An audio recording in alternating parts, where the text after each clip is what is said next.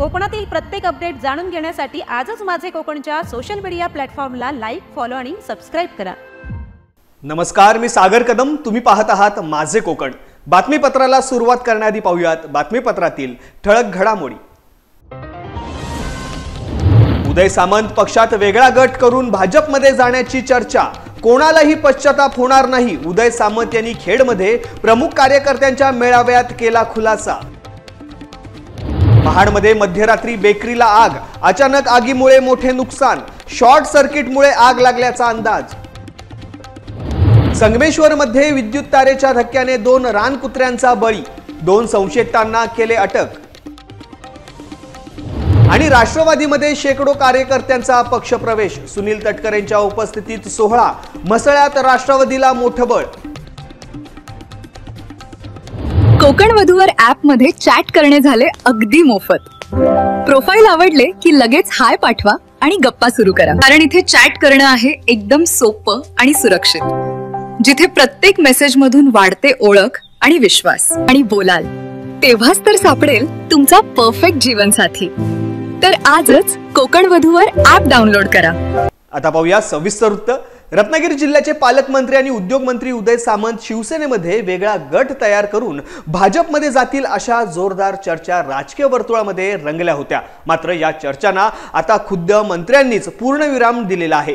खेडमध्ये आयोजित प्रमुख कार्यकर्त्यांच्या मेळाव्यामध्ये गृहराज्यमंत्री योगेश कदम आणि उदय सामंत यांनी याबाबत स्पष्टीकरण दिले आहे। स्थानिक स्वराज्य संस्थांच्या निवडणुकांचे बिगुल वाजले असताना, तसेच शिवसेना आणि भाजपमधील वरिष्ठ पातळीवरील नाराजीचे सूर ऐकू येत असतानाच सामंतांच्या भाजप प्रवेशाची चर्चा सुरू झाली होती। यावर बोलताना गृहराज्यमंत्री योगेश कदम यांनी उदय सामंत हे एकनाथ शिंदे यांच्या नेतृत्वाखाली शिवसेनेशी एकनिष्ठ असल्याचे ठाम सांगितले आहे। साहेबांनी ह्याचा खुलासा अगोदर केलेला आहे की उदय सामंतजी हे शिवसेनेशी एकनिष्ठ आहेत। सावंत साहेब हे माननीय एकनाथ शिंदे साहेबांची एकनिष्ठ आहेत। मुळाच त्यांना बदनाम करण्याचा प्रयत्न काही जण जाणून बुजून करतायत आणि माझा विश्वास आहे, आज मोठे भाऊ म्हणून मी त्यांच्याकडे पाहतो आणि उदयजी असा कुठल्याही पद्धतीचा गट तयार करत नाही आहेत। त्यांना बदनाम करण्याचा हा जो काही विरोधकांचा जो काही प्रयत्न आहे तो केविलवाणा प्रयत्न आहे। त्या संपूर्ण परिसराचा विकास करण्यासाठी प्रयत्न करतायत। आज आपण एक मुलाखत बघितली असेल, म्हणजे मी योगेशजींचं काही कौतुक करायला इथं आलो नाही आणि त्यांनी काय मला फोन करून सांगितलं नाही की तुम्ही असं चांगलं माझ्याबद्दल बोललंच पाहिजे। पण एक स्वभाव सांगतो, एक माणूस म्हणून सांगतो की मगाशी त्यांची एक मी मुलाखत बघितली आणि ते देखील त्यांना मी सांगितलं की त्यांना पत्रकाराने कुठेतरी प्रश्न विचारला की उदय सामंत काहीतरी शिवसेना फोडणार आहे, अशा पद्धतीच्या बातम्या जोरदार महाराष्ट्रामध्ये सुरू आहेत। त्याच्यावर ठामपणानं म्हणजे स्वतः उदय सामंत असल्यासारखं उत्तर योगेश दादाने दिली। हे खरी मैत्रीची महत्वाची भूमिका आहे आणि म्हणून तुम्हाला कधीही पश्चाताप होणार नाही, हा विश्वास योगेश दादांच्या निमित्तानं मी आपल्याला देतो। महाड शहरातील चौदार तळे परिसर मध्यरात्री एका भीषण आगीने हादरले। येथील महालक्ष्मी बेकरी आणि दुग्धजन्य वस्तू विक्री करणाऱ्या दुकानाला अचानक आग लागली। मध्यरात्रीच्या सुमारास ही घटना घडल्याने परिसरात एकच खळबळ उडाली। आगीच्या ज्वाळा आणि धुराचे लोट दूरवरून दिसत होते। काही क्षणातच आगीने रौद्ररूप धारण करत संपूर्ण दुकान कवेत घेतले। दुकानात असलेले बेकरीचे साहित्य, दुग्धजन्य पदार्थ आणि इतर मौल्यवान वस्तू जळून खाक झाल्यात। यात दुकानाचे मोठे आर्थिक नुकसान झालेले आहे। घटनेची माहिती मिळताच महाड नगरपालिकेच्या अग्निशमन दलाने तात्काळ घटनास्थळी धाव घेतली। अग्निशमन दलाच्या जवानांनी मोठ्या प्रयत्नाने आणि जलद गतीने आगीवरती नियंत्रण मिळवले। त्यांच्या तत्परतेमुळे आग शेजारच्या दुकानांपर्यंत पसरण्यापासून रोखता आली। ही आग शॉर्ट सर्किटमुळे लागल्याचा प्राथमिक अंदाज व्यक्त करण्यात येत आहे। सुदैवाने या आगीत कोणतीही जीवितहानी झालेली नाहीये, ही दिलासादायक बाब आहे। मात्र दुकानाचे झालेले नुकसान मोठे आहे। महाड शहर पोलीस या प्रकरणाचा अधिक तपास करत असून आगीचे नेमके कारण शोधण्याचे काम सुरू आहे। रत्नागिरी जिल्ह्यातील संगमेश्वर तालुक्यातून एक धक्कादायक बातमी समोर आलेली आहे। कोंडिवरे येथील एका साबुदाणा बागेतील विद्युत तारेच्या धक्क्याने 2 रानकुत्र्यांचा मृत्यू झाल्याची घटना उघडकीस आलेली आहे। या प्रकरणी वन विभागाने 2 संशयितांना अटक केली असून पुढील तपास सुरू आहे। 19 नोव्हेंबर रोजी सकाळी 11 वाजण्याच्या सुमारास दिनेश कदम यांनी कोंडिवरे येथील कणकीचे सपाट येथे साबुदाणा बागेच्या कंपाऊंडला लावलेल्या विद्युत तारेमुळे 2 रानकुत्रे मृत झाल्याची माहिती वन विभागाला दिली। माहिती मिळताच वन विभाग विभागाचे पथक घटनास्थळी दाखल झाले। सुरुवातीला मृतदेह सापडले नाहीत, मात्र बागेच्या देखभालीसाठी असणाऱ्या कर्मचाऱ्यांनी मृत रानकुत्रे खड्डा खोदून पुरल्याचे सांगितले। पथकाने तातडीने खड्डा खोदून एक नर आणि एक मादी रानकुत्रे मृतदेह बाहेर काढलेत। या प्रकरणी जॉर्ज पीव्ही कुन्नूर केरळ आणि घनश्याम लखीमपूर उत्तर प्रदेश या 2 संशयितांना ताब्यात घेण्यात आलेले आहेत। त्यांच्याकडून शेतीच्या संरक्षणासाठी वापरलेली विद्युत तार, झटका मशीन, बॅटरीसह इतर साहित्य जप्त करण्यात आले आहेत। वन्यजीव संरक्षण अधिनियमन 1972 अंतर्गत वनपाल संगमेश्वर देवरुख यांनी गुन्हा नोंदवलेला आहे। विभागीय वन अधिकारी गिरिजा देसाई आणि सहाय्यक वन संरक्षण प्रियंका लगड यांच्या मार्गदर्शनाखाली ही कारवाई करण्यात आलेली आहे। पशुवैद्यकीय अधिकाऱ्यांनी मृतदेहांचे शवविच्छेदन केले असून पुढील तपास सुरू आहे। वन विभागाने नागरिकांना आवाहन केले आहे की अशा घटना आढळल्यास टोल फ्री क्रमांकावरती संपर्क साधावा। नवी मुंबईमधून एक अत्यंत महत्त्वाची आणि सध्या चर्चेमध्ये असलेली बातमी आहे। शहरातील खासगी रुग्णालयांबाहेर राष्ट्रवादी काँग्रेस अजित पवार गट यांच्या वतीने बॅनर लावण्यात आलेले आहेत। या बॅनरवरती डॉक्टरांना उद्देशून रुग्णांची लुबडणूक थांबवा, एक दिवस सर्वांनाच घरी जायचे आहे आणि आपल्या कर्माची फळे इथेच भोगावी लागतात असा परखड संदेश देण्यात आलेला आहे। या संदेशामुळे नवी मुंबईकरांमध्ये जोरदार चर्चा सुरू झालेली आहे। गेल्या काही वर्षांपासून खासगी रुग्णालये उपचारांच्या नावाखाली आवाजवी बिले आकारत असल्याची आणि रुग्णांची आर्थिक पिळवणूक करत असल्याची ओरड सर्वसामान्यांकडून सातत्याने होत आहे। याच पार्श्वभूमीवरती राष्ट्रवादी काँग्रेसने हे आक्रमक पाऊल उचललेले आहे। पक्षाच्या वतीने सांगण्यात आले आहे की जनसामान्यांच्या भावनांना वाट मोकळी करून देण्यासाठी आणि काही वैद्यकीय व्यावसायिकांना नैतिकतेची आठवण करून देण्यासाठी हे बॅनर लावण्यात आलेले आहेत। नागरिकांकडून या मोहिमेचे मोठ्या प्रमाणावरती स्वागत होत आहे। अनेक जण याला वैद्यकीय क्षेत्रातील गैरप्रकार थांबवण्यासाठी एक धाडसी पाऊल मानत आहेत। एकूणच या बॅनरमुळे आरोग्य सेवेतील पारदर्शकतेचा मुद्दा पुन्हा एकदा ऐरणीवरती आला असून रुग्णालयांच्या मनमानी कारभाराला आता तरी लगाम घालण्याची मागणी अधिक तीव्र झालेली आहे। आरोग्य सेवा पुरवणे तसा बिझनेस नाही आहे, ही सेवा आहे। परंतु बऱ्याच ठिकाणी आम्ही रुग्णांना पाहायला जातो, त्यांच्या नातेवाईकांची जी प्रतिक्रिया असते ती प्रतिक्रिया की हॉस्पिटलमध्ये भरती करता वेळेसच एवढे डिपॉझिट भरा, काही रुग्ण तर उपचाराशिवाय मृत्यू पावतात। आणि म्हणून ही सर्व परिस्थिती पाहता मला असं वाटतं की दादागिरी करण्यापेक्षा, दम देण्यापेक्षा, शिव्या डॉक्टरांना देण्यापेक्षा आपण लोकशाही मार्गाने एखादा बॅनर लावून त्यांना काहीतरी उपदेश द्यावा, त्यांच्या अंतर्मन जागं व्हावं या दृष्टीने या ठिकाणी मी बॅनर लावले। रुग्णाला इतकं लुटू नका, एक दिवस आपल्या सर्वांना देवाघरी जायचंय, इथंच करायचं आणि इथंच भरायचंय। त्याच्यामुळं त्यांच्या अंतर्मनात जागृती यावी आणि पेशंटला किंवा त्या रुग्णाला लुटतात ते लुटमार त्यांनी थांबवावी आणि त्या ठिकाणी कमीत कमी रुपयामध्ये लोकांना कशी रुग्ण सेवा देता येईल ते त्यांनी पाहावं। मला तर वाटतं याचा परिणाम काही डॉक्टरांना तरी झाला तरी रुग्णांना त्याचा त्यावेळेला सहकार्य होईल। परंतु लुटमार चालू आहे। पेशंट गेल्यानंतर लाखोच्या घरात, आज नेरुळगावचं बघितलं एक उदाहरण, 30-40 लाख रुपये त्या ठिकाणी रुग्णाकडून घेतलेले आहेत, पण अजून शुद्धीवर आलं नाही। जेव्हा आपल्याला ब्रेन हॅमरेज होतो त्यांना डॉक्टरांना माहित असतं की हा पेशंट बरोबर होईल की नाही होईल, परंतु अशा पद्धतीनं फक्त स्वार्थापोटी पैसे हडप करण्यासाठी त्या ठिकाणी मात्र हे डॉक्टर लोक त्या पद्धतीने वागतात। मी सर्वांच्या बद्दल बोलत नाही, परंतु जे लफडे करतात, जर शासन किंवा महाराष्ट्र शासन किंवा केंद्र सरकार किंवा महानगरपालिका जर दुर्लक्ष केलं तर या 15 दिवस महिन्याची आम्ही मुदत देतो आणि मग आम्ही शोधू कुठं काय करायला पाहिजे ते। महामार्ग पोलिसांनी पोलीस मित्र, मृत्युंजय मित्र आणि विविध उद्योजकांचा गौरव केला आहे। त्यांच्या सहकार्याबद्दल कृतज्ञता व्यक्त करण्यासाठी चिपळूण टॅप महामार्ग पोलिसांनी परशुराम येथील आम्रबन हॉटेलमध्ये एका छोटेखानी समारंभात हा सन्मान सोहळा नुकताच पार पडलाय। रायगड परिक्षेत्राचे पोलीस अधीक्षक तानाजी चिखले कार्यक्रमाला उपस्थित होते। महामार्ग पोलीस चौकी चिपळूण टॅपच्या इमारत बांधकामासाठी ज्या उद्योजकांनी मोलाचे सहकार्य केले त्यांना या प्रसंगी विशेष सन्मानित करण्यात आले। त्यांच्याबरोबर महामार्गावरती घडणाऱ्या अपघातांच्या प्रसंगी प्रवासी वाहन चालकांना आणि पोलिसांना अत्यंत महत्त्वाचे सहकार्य करणाऱ्या पोलीस मित्र आणि मृत्युंजय मित्रांचाही प्रशस्तीपत्रक, शाल व श्रीफळ देऊन गौरव करण्यात आला। उद्योजक बशीर हजवानी, वसंत उदेक, सौरभ कुलकर्णी यांच्यासह लायन्स क्लब लोटेचे पदाधिकारी, पोलीस अधिकारी आणि परिसरातील अनेक नागरिक या सोहळ्याला उपस्थित होते। समाजातील या योगदानामुळेच महामार्गावरील सुरक्षा अधिक बळकट होते असे अधीक्षक तानाजी चिखले यांनी सांगितले। पोलीस आणि नागरिकांच्या सहकार्याचे हे उत्तम उदाहरण आहे। आम्ही पोलीस म्हणजे कागदावरती म्हणतो आम्हाला सहकार्य करणारे, परंतु प्रत्यक्षात तुम्ही आमच्या मदतीसाठी कसे अहोरात्र आणि दिवसभर असता हे आता सिद्ध करून दिलं। मला वाटतं असा दरवर्षी कार्यक्रम असला तर अजून आपले संबंध तालुक्याचे जनता किंवा प्रवासी आणि आपण अजूनही जवळ येऊन किंवा आपल्या मार्गदर्शनाने बऱ्याच लोकांचे जीव वाचतील। तुमच्या आपुलकीच्या आणि प्रेमाच्या सहकार्यामुळे आमच्यासारखे मृत्यूंजय बरेच तयार होतील की तुम्ही आम्हाला मदत केली आणि जनमानसाला मदत ओळखली आणि तीच जनतेच्या कामासाठी वापरत आहात।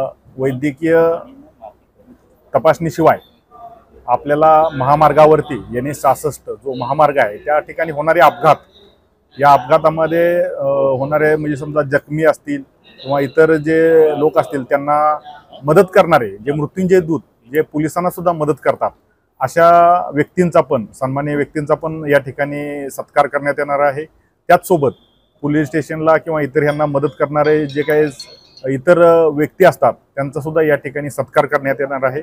आणि आज वार्षिक निरीक्षणादरम्यान सुद्धा जे आमचे कर्मचारी अंमलदार ज्यांनी चांगली कामगिरी केलेली आहे त्यांचा सुद्धा या ठिकाणी सत्कार करण्यात येणार आहे। आगामी नगरपालिका निवडणुकांच्या रणधुमाळीमध्ये रायगड जिल्ह्यामध्ये राजकीय वातावरण चांगलेच तापलेले आहे। याच पार्श्वभूमीवरती रायगड जिल्ह्याच्या दौऱ्यावरती असलेले राज्याचे उद्योग मंत्री आणि शिवसेना नेते उदय सामंत यांनी महाड येथे जोरदार शक्ती प्रदर्शन केले। महाड नगरपालिकेवरती शिवसेनेचा भगवा फडकवण्याचा निर्धार त्यांनी यावेळी व्यक्त केलाय। पत्रकार परिषदेत बोलताना सामंत यांनी विरोधकांवरही थेट निशाणा साधलेला आहे। महाडमध्ये आल्यानंतर जरा चित्र हे वेगळं आपल्याला बघायला मिळतोय। इथे स्वतः भरत शेठ गोगावलेंच्या नेतृत्वाखाली शिवसेनेचं धनुष्यबाणाचं अख्खं पॅनल उभं आहे। त्याच्यामध्ये कविस्कर आमचे नगराध्यक्ष पदाचे उमेदवार आहेत। मला पूर्ण खात्री आहे की आजचा आमचा जो पदाधिकाऱ्यांचा आणि प्रमुख कार्यकर्त्यांचा मेळावा झाला, उमेदवारांचा मेळावा झाला, त्याच्यातनं माझी पूर्ण खात्री पटलेली आहे की महाडच्या नगरपालिकेवर शिवसेनेचा भगवा फडकणार आहे। जी कामं सुरू होत आहेत, मात्र भिंगाची आवश्यकता काय आहे? एवढी मोठी मोठी जर कामं होत आहेत तर भिंगाची अजिबात आवश्यकता नाही। मात्र भिंगाची आवश्यकता 3 तारखेला नक्की आहे। आमच्या विरोधकांना पराभूत केल्यानंतर मत शोधण्यासाठी त्यांना भिंगाची आणि दुर्बिणीची आवश्यकता नक्की आहे। कोकणातील आगामी नगरपालिका निवडणुकांचे पडघम वाजू लागलेले आहेत आणि राजकीय वातावरण चांगलेच तापलेले आहे। राज्यात महायुतीचे सरकार सत्तेवरती असले तरी कोकणात मात्र उपमुख्यमंत्री अजित पवार यांच्या नेतृत्वाखाली राष्ट्रवादी काँग्रेस आणि उपमुख्यमंत्री एकनाथ शिंदे यांच्या नेतृत्वाखाली शिवसेना हे 2 घटक पक्ष एकमेकांविरोधामध्ये उभे ठाकलेले आहे। दोन्ही पक्षांनी परस्परांविरोधात शड्डू ठोकल्यामुळे या निवडणुकीमध्ये एकच वेगळा राजकीय ट्विस्ट निर्माण झालेला आहे, ज्याची जोरदार चर्चा सुरू आहे। या अनपेक्षित राजकीय समीकरणावरती राज्याचे उद्योग मंत्री आणि शिंदे गटाचे नेते उदय सामंत यांनी आपली महत्त्वपूर्ण भूमिका मांडलेली आहे। महेंद्र दळवींच्या बाबतीमध्ये आपण असं म्हणता की राष्ट्रवादी काँग्रेस पक्षाचे आणि त्यांचे काही हेवेदावे आहेत म्हणून राष्ट्रवादी काँग्रेस पार्टी त्यांच्याबरोबर नाही। महाडमध्ये आपण असं म्हणतो की भरत शेठ आणि त्यांचे काहीतरी हेवेदावे आहेत म्हणून राष्ट्रवादी काँग्रेस पार्टी त्यांच्याबरोबर नाही।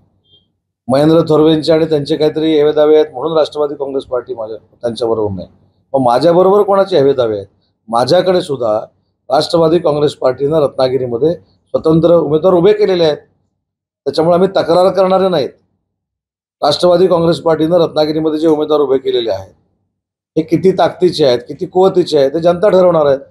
त्याच्यामुळे आम्ही आकांतांडव करत नाही आणि महायुती टिकण्याचा प्रयत्न करतो। पण माझ्याकडे देखील गुहागरमध्ये देखील अनेक ठिकाणी राष्ट्रवादी काँग्रेस पार्टीनं फॉर्म भरलेले आहेत, त्याच्यामुळे मला त्याचं काही दुःख नाही, उलट त्या उमेदवारांना माझ्या शुभेच्छा आहेत। रत्नागिरी नगर परिषदेच्या निवडणुकीमध्ये महाविकास आघाडीच्या विजयाचा शिवसेना उपनेते बाळ माने यांनी दावा केलेला आहे। नगराध्यक्ष पदाच्या उमेदवार शिवानी माने यांच्यासह महाविकास आघाडीचे सर्व उमेदवार भरघोस मतांनी विजयी होतील असा विश्वास त्यांनी पत्रकार परिषदेमध्ये सांगितलेला आहे।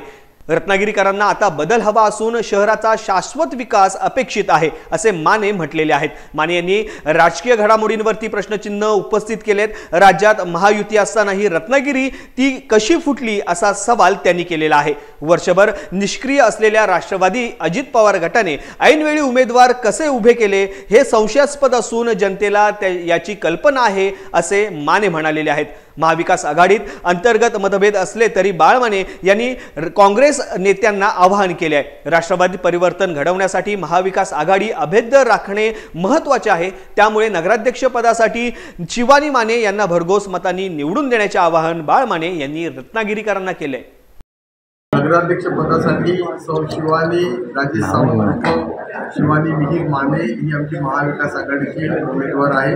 काल अंतिम या ठिकाणी उमेदवारी अर्ज मागे घेतल्यानंतरची परिस्थिती आहे आणि त्याचबरोबर राष्ट्रवादी काँग्रेस पक्ष चर्चेबरोबर 4 जागा आहेत, इंडियन नॅशनल काँग्रेसला 1 जागा आहे, बहुजन समाज पक्षाला 1 जागा आहे आणि शिवसेना उद्धव बाळासाहेब ठाकरे पक्षाचे 25 उमेदवार आणि वॉर्ड क्रमांक 12 मध्ये सौ मैथिली मयेकर यांना अपक्ष आम्ही पाठिंबा दिलेला आहे आणि मला त्या ठिकाणी विश्वास आहे की महाविकास आघाडीच्या माध्यमातून एक ऐतिहासिक विजय परिवर्तनाचा रत्नागिरी जनता आम्हाला करणार आहे।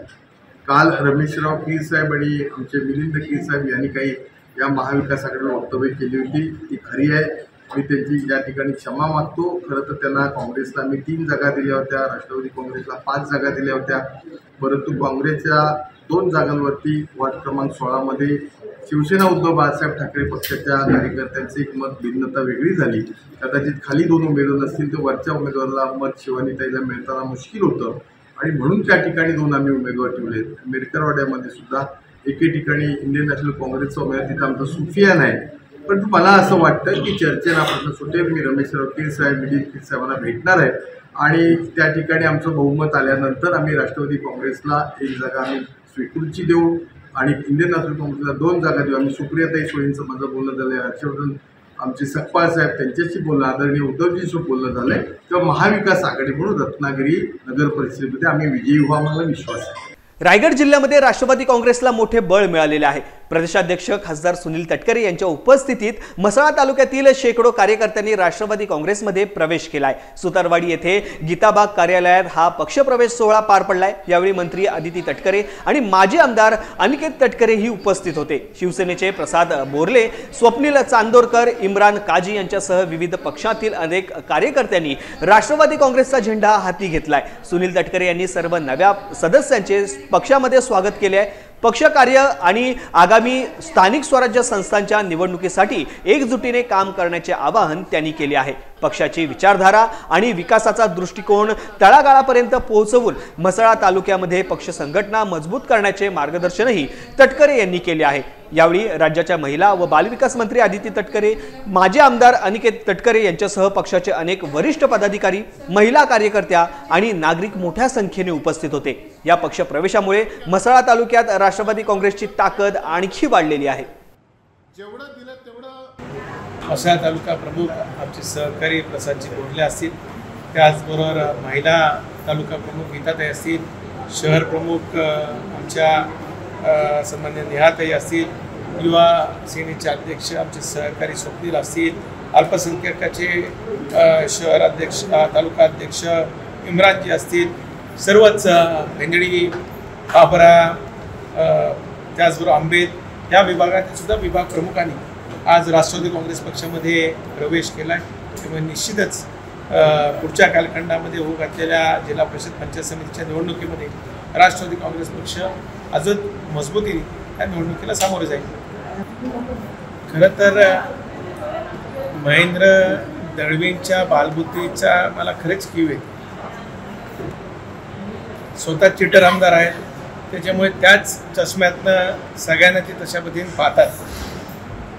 तटकरे साहेब हे राष्ट्रवादी काँग्रेस पक्षाचे प्रदेशाध्यक्ष आहेत, महायुतीच्या प्रमुख घटक पक्षाचे नेते आहेत। त्यांचे आणि आदरणीय देवेंद्रजी असतील, आदरणीय पंतप्रधान नरेंद्रजी असतील, अमितभाई असतील, यांच्यासोबत घनिष्ठ संबंध आहेत।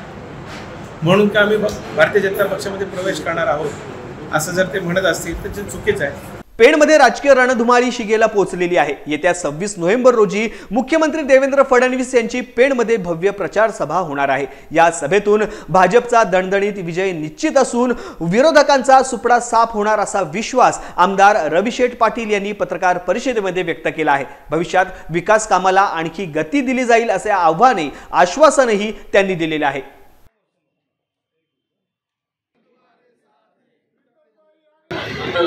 पेण नगरपालिकेच्या मैदानावर त्यांची जाहीर सभा होईल। सर्व 24 उमेदवार 24 पैकी 6 उमेदवार आज निवडून आलेले आहेत।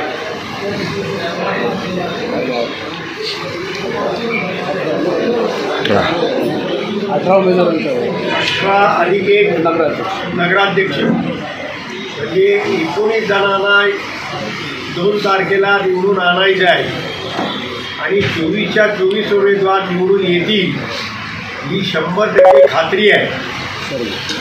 मला आपल्याला सांगायचं आहे की ह्या पेण शहराच्या इतिहासात कधीही नव्हती की तेवढी 6 लोक बिनविरोध येण्याची ही पहिलीच वेळ आहे आणि या 6 लोकांच्या निवडून आल्यामुळं या शहराचा संपूर्ण चित्र आता बदललेला आहे। अलिबाग नगर परिषद निवडणुकीमध्ये शिवसेना शिंदे गट आणि भाजप युतीच्या उमेदवारांचा विजय निश्चित असल्याचा विश्वास राज्याचे उद्योगमंत्री उदय सामंत यांनी व्यक्त केला आहे। नगरपालिकेला विकासासाठी निधीची कोणतीही कमतरता भासू दिली जाणार नाही अशी ग्वाही देखील सामंत यांनी दिली आहे। ते अलिबाग तालुक्यातील थळ येथे आयोजित युतीच्या आढावा बैठकीमध्ये बोलत होते।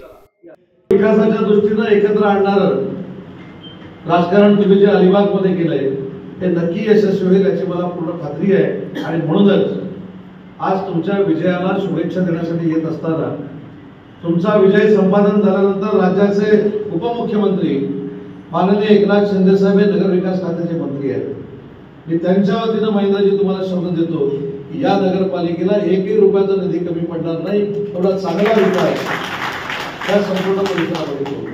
बहुचर्चित शिनार बस प्रकल्पाच्या भूसंपादनाचा तिढा अखेर सुटण्याच्या मार्गावरती आहे। या प्रकल्पासाठी जमिनीचे सुरुवातीला प्रति एकर 46 लाख रुपये असे मूल्यांकन करण्यात आले होते। मात्र अनेक शेतकऱ्यांनी या कमी दरावरती तीव्र नाराजी व्यक्त केली होती, ज्यामुळे प्रकल्पाचे काम रखडले होते। आता राज्याचे उद्योगमंत्री उदय सामंत यांनी महत्त्वपूर्ण माहिती दिली आहे। त्यांच्या माहितीनुसार महेंद्र शेठ दळवी यांनी पुढाकार घेतल्यानंतर जमिनीचा दर वाढवून प्रति एकर 96 लाख रुपये निश्चित करण्यात आलेला आहे। यामुळे प्रकल्प बाधित शेतकऱ्यांमध्ये समाधानाचे वातावरण निर्माण झाले असून त्यांना मोठा आर्थिक दिलासा मिळणार आहे।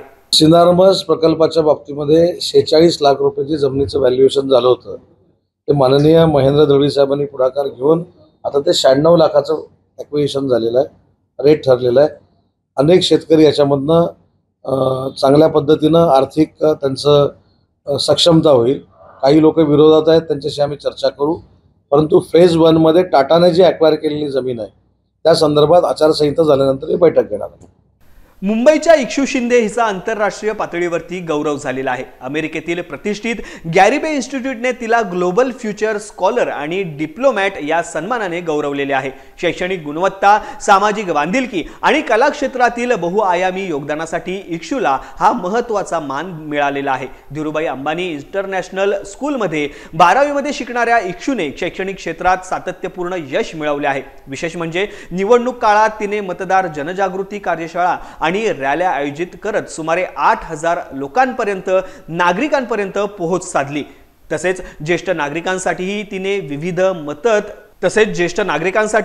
विविध मदत उपक्रम राबवले आहेत। इक्षू नृत्य कलेतही पारंगत आहे। गेल्या दशकभरात तिने भारतीय आणि पाश्चात्य नृत्य प्रकारांचे प्रशिक्षण घेतले असून ती CID युनेस्को या आंतरराष्ट्रीय नृत्य परिषदेची मान्यताप्राप्त सदस्य आहे।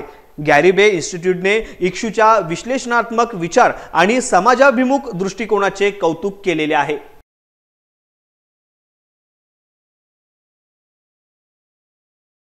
महाराष्ट्रभरामध्ये शिक्षक पात्रता परीक्षा अर्थात TET घेतली जात आहे। रायगड जिल्ह्यातही या परीक्षेसाठी सर्व तयारी पूर्ण झाली असून एकूण 5974 परीक्षार्थी आपले नशीब आजमावणार आहेत। जिल्हा परिषद शिक्षणाधिकारी ललिता दहिदुले यांनी याबाबत माहिती दिली आहे। पनवेल शहरातील 6 परीक्षा केंद्रांवरती ही परीक्षा आयोजित करण्यात आली आहे। सकाळी 10:30 ते दुपारी 1 या वेळेमध्ये पेपर 1 होईल, तर दुपारी 2:30 ते 5 या वेळेमध्ये पेपर 2 घेतला जाईल। रायगड जिल्ह्यातून पेपर 1 साठी 2515 आणि पेपर 2 साठी 3459 उमेदवार परीक्षेला बसलेले आहेत। यावर्षी परीक्षा अधिक पारदर्शक आणि गैरप्रकारमुक्त ठेवण्यासाठी शिक्षण विभागाने कठोर नियोजन केलेले आहे। प्रथमच सर्व केंद्रांवरती बायोमेट्रिक हजेरी, फेस स्कॅनिंग, कनेक्ट व्ह्यू आणि AI आधारित CCTV प्रणालीचा वापर केला जात आहे। AI CCTVमुळे 24 तास रेकॉर्डिंगसह संशयास्पद हालचालींवरती बारीक नजर ठेवली जाईल। तसेच उमेदवारांचे बोटांचे ठसे आणि चेहरा स्कॅन करून त्यांची ओळख निश्चित केली जाणार आहे। नियम पालनासाठी भरारी पथकही नियुक्त करण्यात आलेली आहेत। आधुनिक तंत्रज्ञानाच्या वापरामुळे यंदाची TET परीक्षा सुरक्षित आणि पूर्णपणे पारदर्शक होईल असा विश्वास शिक्षण विभागाने व्यक्त केलेला आहे। रायगड जिल्ह्यामध्ये आज 23 तारखेला सर्वच महाराष्ट्रामध्ये TETची परीक्षा होत आहे। परीक्षा परिषदेच्या मार्फत सर्व सूचना सर्व ठिकाणी प्राप्त झालेल्या आहेत। आपल्याकडे पेपर 1 जो आहे हा 4 सेंटरमध्ये होत आहे आणि पेपर 2 हा 6 सेंटरमध्ये होत आहे। सर्व ठिकाणी AI बेस्ड कॅमेरे आहेत, त्यामुळे विद्यार्थ्यांनी मान मागे वळवली तरी सुद्धा त्याचे अलर्ट जाणार आहेत आणि आमचं सर्व प्रशासन ह्या परीक्षा घेण्यासाठी सज्ज आहे। त्याच्यामध्ये विद्यार्थी जेव्हा एंट्री करणार आहेत तेव्हा बायोमेट्रिक, फेस रिकग्नायझेशन या सिस्टीमचा वापर केलेला आहे, त्यामुळे कोणीही डमी विद्यार्थी परीक्षा देऊ शकणार नाही। संपूर्णपणे ही परीक्षा पारदर्शक वातावरणामध्ये घेण्यासाठी आम्ही सर्वजण सज्ज आहोत। परीक्षा परिषदेने अत्यंत काटेकोरपणे आणि बारकाईने या परीक्षेचं नियोजन केलेलं आहे। आपल्या जिल्ह्यामध्ये सुद्धा माननीय जिल्हा अधिकारी सर आणि माननीय CO मॅडम यांनी सुद्धा या परीक्षा घेण्यासाठी जिल्हास्तरीय जो संनियंत्रण कक्ष आहे त्याच्या बैठका घेऊन सर्व सूचना सर्व यंत्रणांना दिलेल्या आहेत। या परीक्षेसाठी भरारी पथकं नियुक्त केलेली आहेत। भरारी पथकांच्या सुद्धा भेटी या परीक्षा दरम्यान होणार आहेत। परीक्षा निकोप आणि सदृढ वातावरणामध्ये पार पाडण्यासाठी प्रशासन सज्ज आहे। याच्यामध्ये एकूण आपल्याकडे जो पहिला पेपर आहे त्याला 2515 विद्यार्थी आहेत आणि दुसऱ्या पेपरसाठी 3459 विद्यार्थी आहेत। नवीन पनवेल येथील सेंट जोसेफ हायस्कूलचा वार्षिक क्रीडा दिन नुकताच मोठ्या उत्साहात आणि दिमाखात साजरा झालाय। विद्यार्थ्यांनी या दिवशी आपल्या कलागुणांचे आणि क्रीडा कौशल्याचे उत्कृष्ट प्रदर्शन केले। यावेळी अर्जुन पुरस्कार विजेते धनुर्धारी मुकेश गुरदाळे आणि सिद्धी देशमुख प्रमुख पाहुणे म्हणून उपस्थित होते।